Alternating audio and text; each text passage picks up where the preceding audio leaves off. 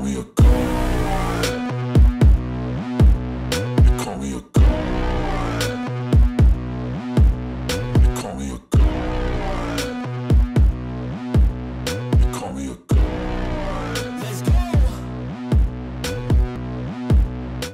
माणगाव शहरात भुरट्या चोरांनी थैमान घातलंय. अशातच शहरातील मोरबा रोड लगत असलेल्या बँक ऑफ बडोदाची एटीएम मशीन फोडून चोरी करण्याचा प्रयत्न झाला. मात्र सतर्क माणगाव पोलिसांनी चोरट्याच्या लागलीच मुसक्या आवळल्यात. पोलीस सूत्रांकडून मिळालेल्या माहितीनुसार दिनांक 12 जानेवारी रोजी मध्यरात्री उपजिल्हा रुग्णालय माणगावच्या समोर साबळे इमारतीमधील तळमजल्यावर असलेलं बँक ऑफ बडोदाचे एटीएम मशीन रूममध्ये शिरून पैसे चोरण्याच्या उद्देशानं चोरट्यानं एटीएम मशीनच्या आतील कव्हर उचकटलं. तसंच एटीएम मशीन रूम मधील सीसीटीव्ही कॅमेरा तोडून त्याचं नुकसान केलं होतं.